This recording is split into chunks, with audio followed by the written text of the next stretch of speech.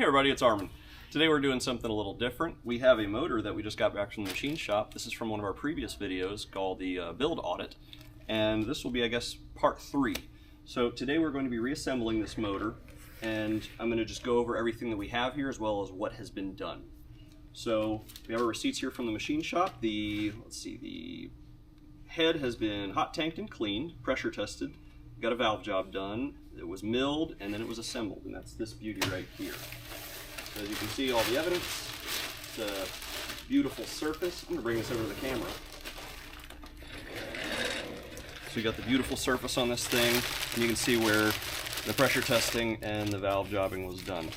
So I only had them take care of doing the valve job stuff. I didn't have them do the lash or anything because obviously we lash everything here. So these have all been taken care of. Now let's sit this back over here. The pistons were no good because the bores were all bad condition and such. So the block, let's see what work we got here. It was hot tanked and cleaned, bored and honed, because we did go to a slightly larger bore. I will show those pistons in a moment, the ones we took out. We had the block decked, line honed, balanced the assembly, rods were resized, pistons and rods were R&R'd, of course. The crank was polished, the motor was assembled, and then the rings were filed to be in a high compression race motor. Okay, so that's all that was done here. This is going to be a little harder to show on the camera, but as can be seen, the surface of the block is beautiful. This looks great. We have the new pistons in here. These are Racetechs. So the old ones are sitting over here. See, this is the box that the new ones came in. But these are the old ones. Let's see if we can take a look at those. Nothing much to see here. They're just the old Racetech pistons and the rings and the wrist pins. So all that's in here. But yeah, the new ones we went over to a slightly larger bore. So these are 3.524. I don't remember what the ones we had before were, but this was the one size up. They are Esslinger pistons. So it is from the long rod combo. It is a 2.5 long rod combo. So the rods were reused. They are Manley rods, and the pistons are the matching ones that go with those. This should be a 12.5 to 1 compression piston, and we also will be, let's see, so the compression will not actually be 12.5 to 1 because we have now resurfaced this head and block, and we will be using, instead of a 30 thou gasket, we are using a .027. So it is 27 thou. This is a Cometic Authentic, as you can see. So we will actually be using a Cometic. Just as a recap, this is the gasket we had pulled off. It says Apex on it. I've never seen one of these before, but as far as I could find, this is what you get off of eBay, out of one of those standard rebuild kits. So we won't be using that. Again, customer paid for Cometic, they will get Cometic. We have the ARP 625 head studs. We'll be using those again because they are, reusable, and they were in the first build. As you'll see later in the video, when we rotate the motor over, we do have ARP main studs, which were billed to the customer on their previous build, but they did not receive them. So we have put them in there. They are in there, as well as main bearings and rod bearings were done. We have, I believe we supplied the main bearings, and machine shop supplied rod bearings, so those were replaced out. Unfortunately, as I mentioned in the previous video, so main bearings and rod bearings are something that you can't really verify. Yeah, you can disassemble the motor, but it's not like they're stamped with a part number or anything. You would have to go down and check the metallurgy unless they had some very obvious difference between one to the next. But in my experience, you pull a rod bearing and it looks like a rod bearing. It doesn't look like a King rod bearing or a Clevite. It doesn't look like anything. It's just a rod bearing. Either way, so all of those have been replaced. As far as other parts go, let's see, I have all of my standard parts here for a rebuild. We won't be reusing the ARP hardware for the cam and crank. We'll be using OEMs for all of that stuff. We will be replacing the spark plugs to go with this, of course. If you saw the other video recapping, it had junkyard plugs still in it, so we're trying to do a built motor the right way here. New thermostat. New block breather. The previous motor still had the junkyard breather on it. I won't stand for that, so brand new Ford block breather. And then we will be putting on an EcoBoost water pump. We have a rear main seal here, valve cover gasket and VVT seal. And there's nothing wrong with their valve cover.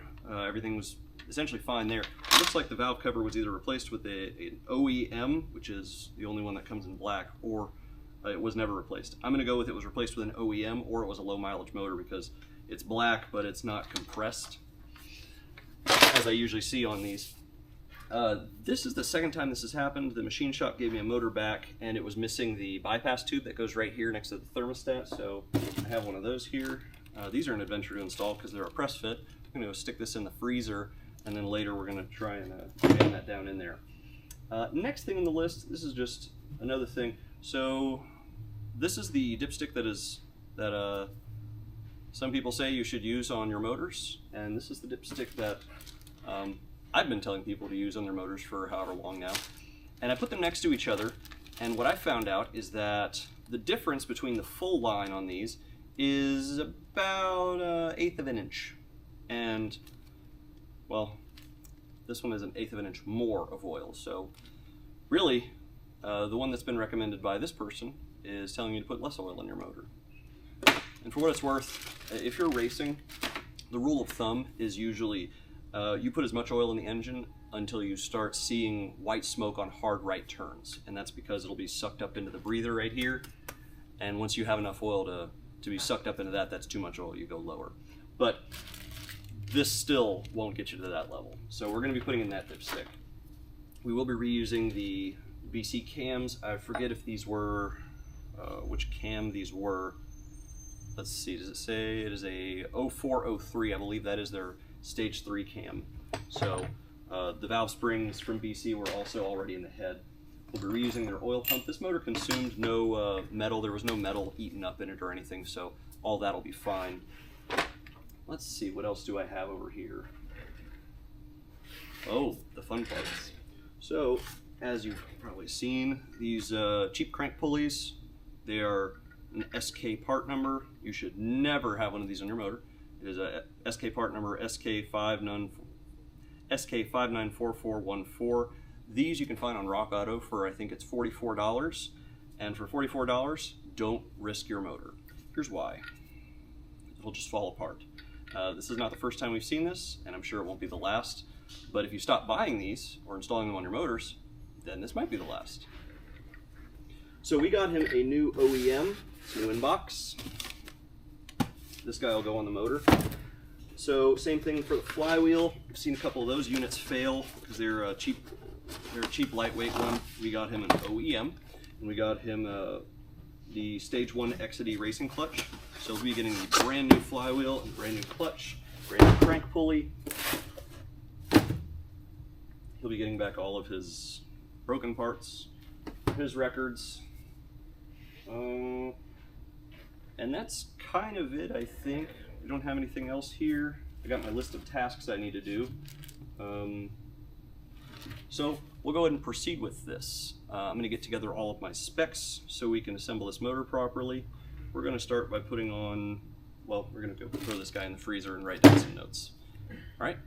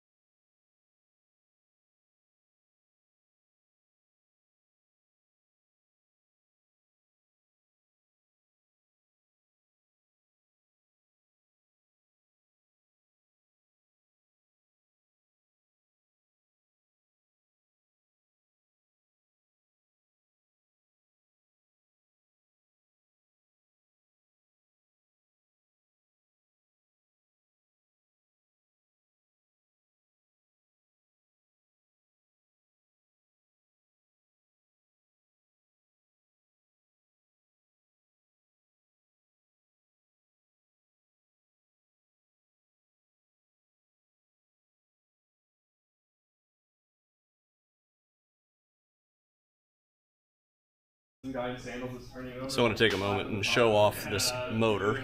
Take the camera off. So this is what we're looking at. We've got some nice quality bores in here. Very, very clean. And the pistons look really nice too. Look at those bores.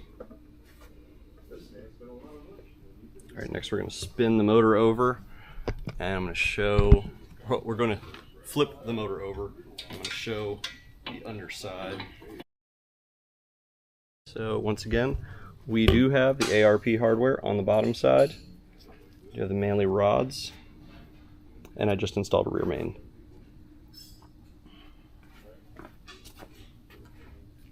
Look, it's built for me, Armando. Well, I got the camera out. Let's go ahead and step over to the head. You can see, hey look, it also says my name, Armando. We'll put that on in a bit. Oh, I forgot. I didn't remember which front cover he had. I only have one more of these L3AW front covers, so I'm going to put it on his motor. And then we have an oil pan here. I mean, I could go back and watch the video, but I'll be honest, I'll just give him the L3AW cover because that's the preferred one anyway.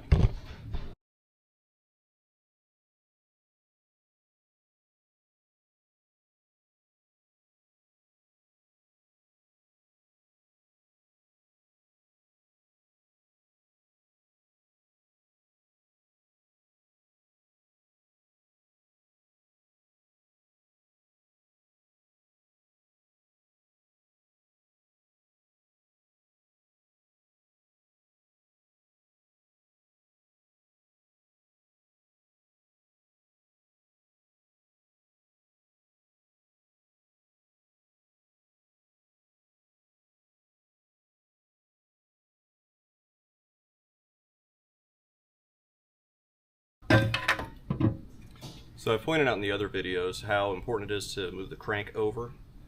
So I just wanted to demonstrate. I just moved this off of TDC, and you'll see I'm maybe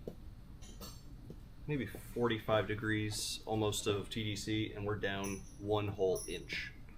So that is about 25 millimeters, and remember that our cams probably open somewhere in the realm of 12 millimeters. So this gives us plenty of clearance to be able to spin our cams over without the valves contacting these pistons. That's a crucial detail. But this is the first time I've had on video where I can actually just demonstrate it.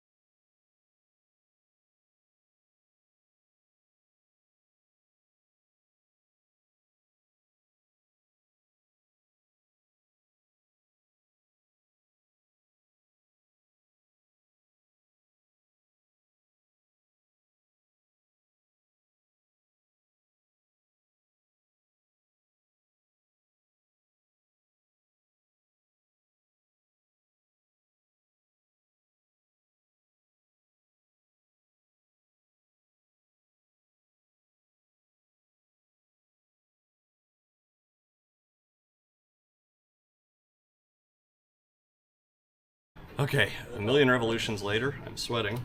We have those installed. It was a mild effort to get it in. It wasn't a lot of effort, but you know, a lot of rotations. So what comes up next is we're going to use copper spray. We're going to copper spray the head gasket. And this is an important note for anyone who's listening on using that copper spray gasket. Whenever you install that, whenever you use a head gasket with copper spray gasket, what you're supposed to do is heat cycle the motor before you put coolant into it. So what that would mean is we're going to put oil into it. We're not going to put coolant into it. We're going to run the car 2-3 minutes, shut it off, and then we're going to let it dry, like cool all the way down. We're going to do it again, and then we're going to fill it with coolant. That way that stuff has a good time to bake on. Now, what I don't like about the Duratecs is that we can't heat cycle the head studs or head bolts. You can't do any of that and then retighten them because they are the stud location is directly under the cams. So unfortunately, we just have to torque, and then, well, good news is we've never had any issues with these or any other builds. But it would be really nice, like I like to do it on the BP motors, which for what it's worth, even after I go back and check them, they're usually still at the right torque spec. But it's nice to heat cycle stuff, go back and retighten again just to make sure everything's still good. All right, I'm going to pause for a moment so I can spray coat the head gasket, and then we'll be installing that. So head gasket is now copper coated, so it's just did 2 layers on both sides, let it dry. I'm going to stick this on. So good news about these as opposed to the BP motors is this can only go on one way. Just goes on. Come on now. Important detail if you ever buy one of these head gaskets, just make sure you get the right one. And the way you can tell is, hold on, here we go. Over here, there's a little hole. That indicates you have a VVT one. So, all right, ready to put the head on.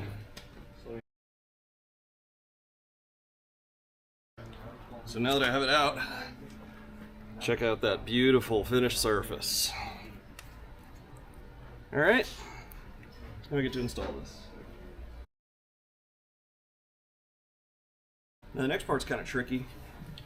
We need to fish down all of these washers into their spots, and I say fish them down because they don't go down nicely into the casting, and these are oversized washers. So we also need to get all these covered in ARP grease. So I want to make sure that all this is nice and clean. Now we're gonna install these.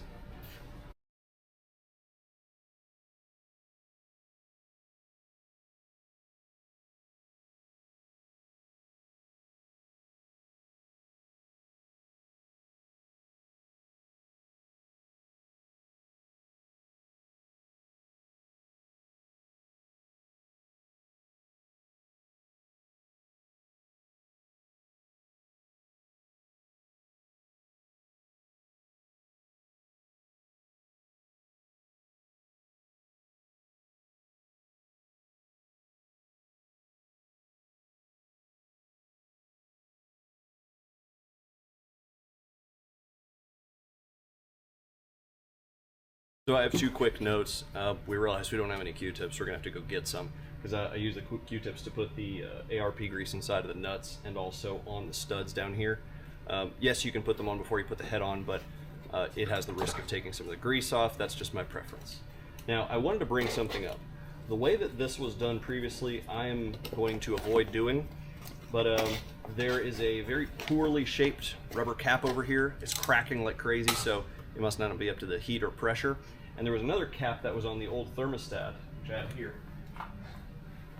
which is doing the same. I'll show. See?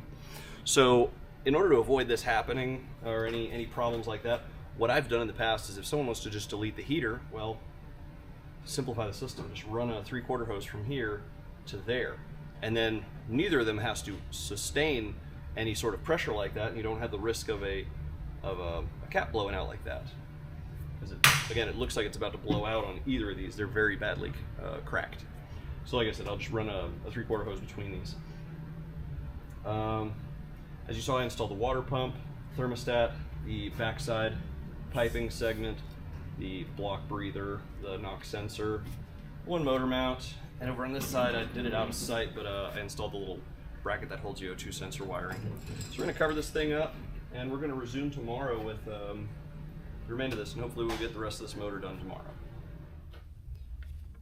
Alright, so we're back again this morning, and I have a whole bunch of Q-tips that I brought from home.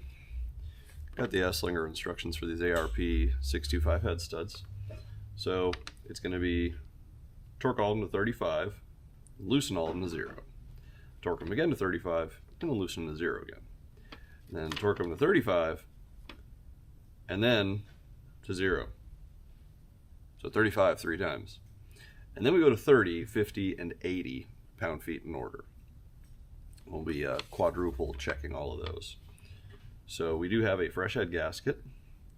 We're going to put a little bit of ARP lube on the threads of the studs above the shank, on the flat surface of the new head nuts, inside the threads of the nut, and on the side of the washer that will be against the nut. But no lube on the side of the washer against the head. So what I'll probably do is I'll just drop all the washers on, and then I'll use the Q-tip to just spread it all over.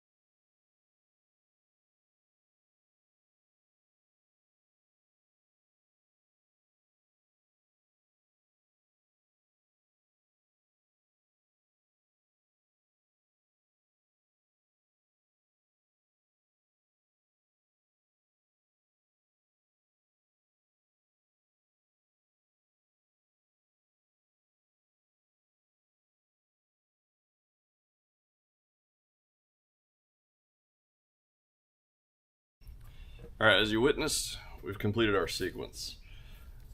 Moved up to the larger one to do the last 80 because, well, I was going to triple check it, so I did. So they're all now at 80.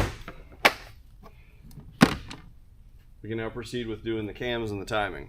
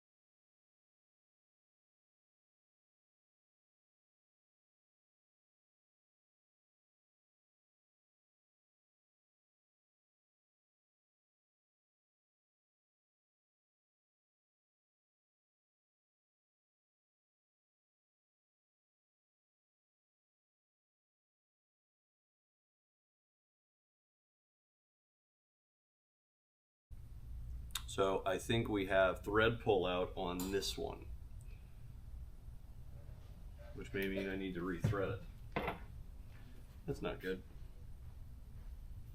So I wasn't able to achieve the torque value I wanted. Yeah, I got threads. Oh, there we go. Yep, I got threads coming out. Okay, so we got to rethread. We've got to rethread this one. It's not good. What I can do in the meantime is before I pull these cams back out, I want to go ahead and measure the lash on them. So I'll at least torque down the one side.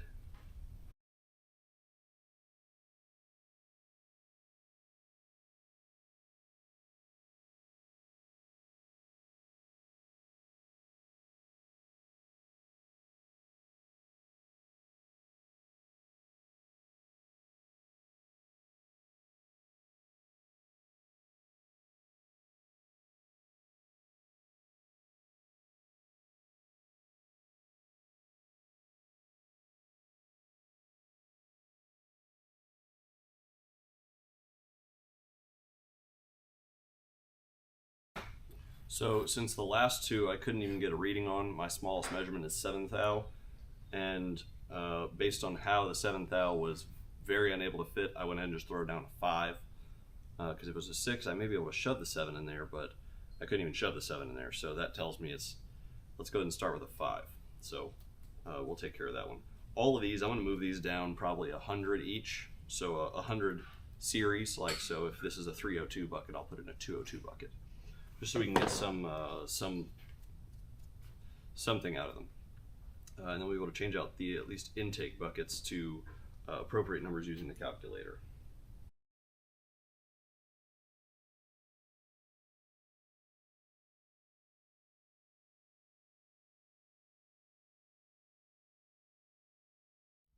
All right, so as mentioned, went ahead and just dropped all of the exhaust ones down by 100, and then the intake ones, I have them out of the calculator. 2 of them came out good. We had 2 8s. The remainder were 11, 7, 7, 9, 5, and 5. The 5s were guesses, as I'd mentioned, just because I wasn't able to measure them. My feeler set only goes down to 7. I have another set that goes lower, but for these, I like to use the angled ones for the access against right here. All right, so we're going to go ahead and trade out all these buckets and try again.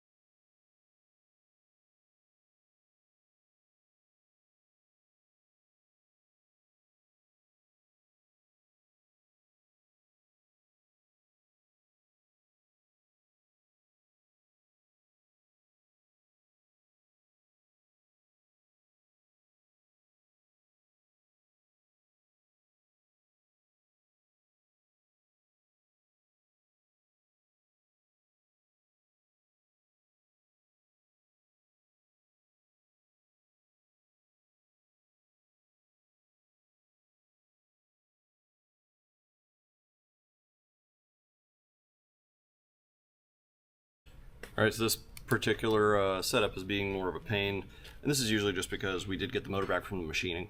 So the valves are pretty far off the bat, and we're trying to get it close. And also, I'm a stickler for perfection, so I'm gonna get these numbers good. So we're gonna go back to the computer. We're gonna enter all this stuff in again, because right now I'm sitting at a bunch of 7s, 8s, and 9s with one outlier as an 11. And then over here we're sitting with a bunch of 10s and 11s with an 8 and a 9 as an outlier, and I'd like to fix those.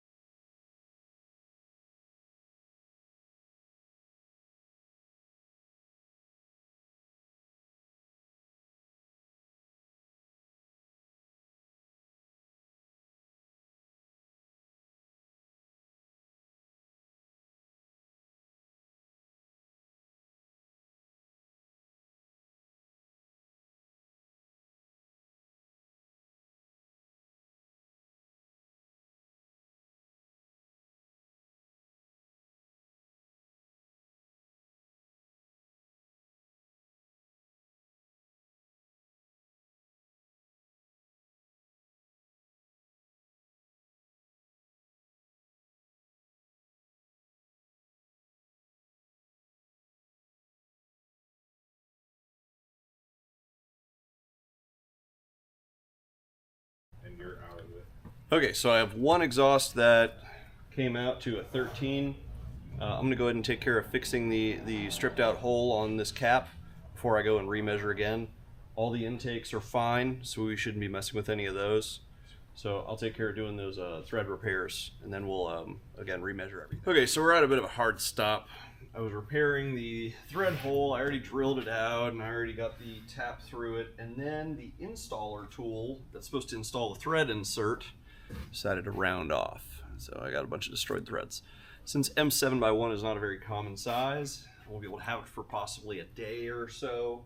Went ahead and ordered one on Amazon because apparently it's faster than getting one ordered locally. Got a ton of these thread inserts and I can't insert them. So I'm on hold for a little bit. In the meantime, what I'll do is I'll go ahead and get the front of this motor a little more cleaned up. It needs just a little bit of touch up on the front of the head.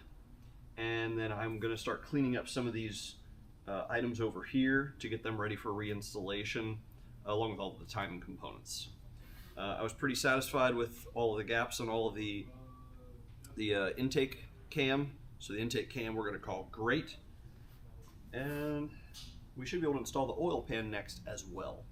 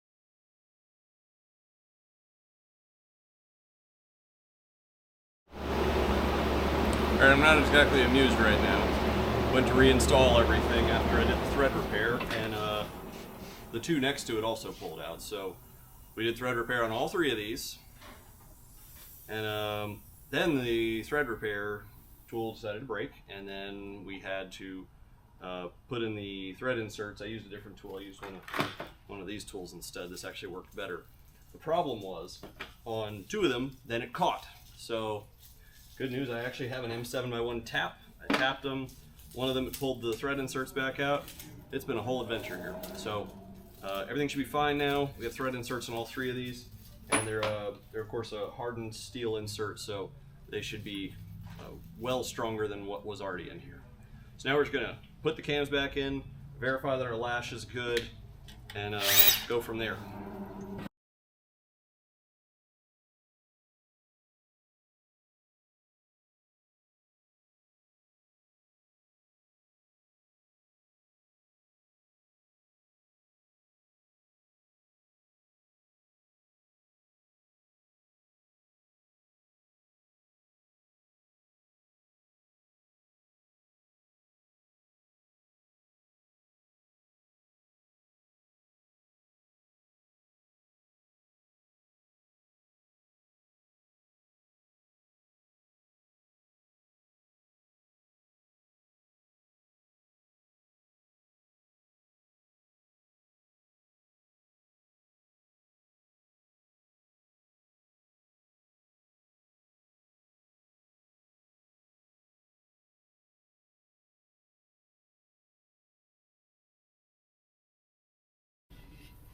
So really not having a good time today. This motor is really testing me.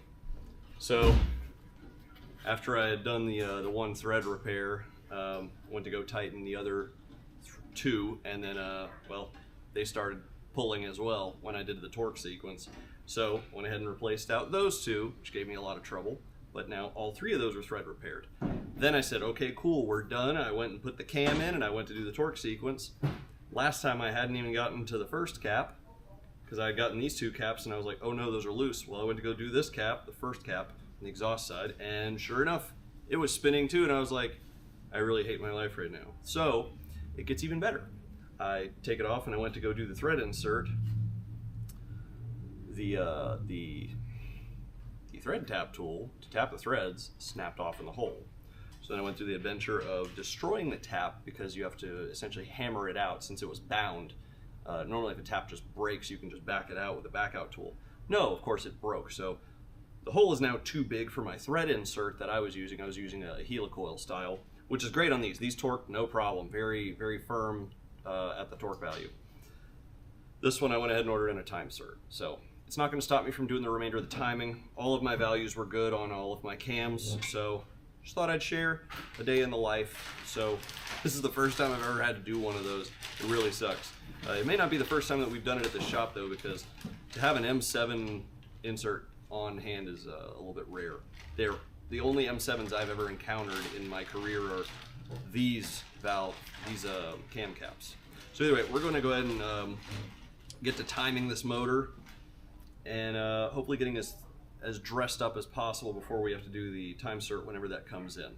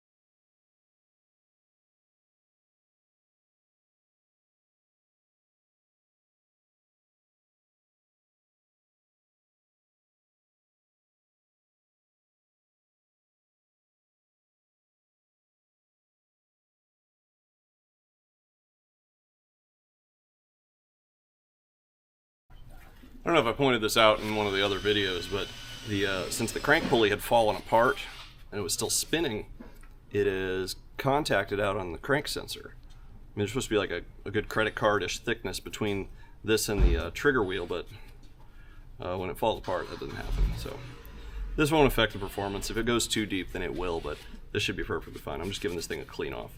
As you saw, we put on the brand new crank pulley. I haven't torqued it yet because we're not at TDC still. I need to spin the crank over, so I'll be doing that from the flywheel side.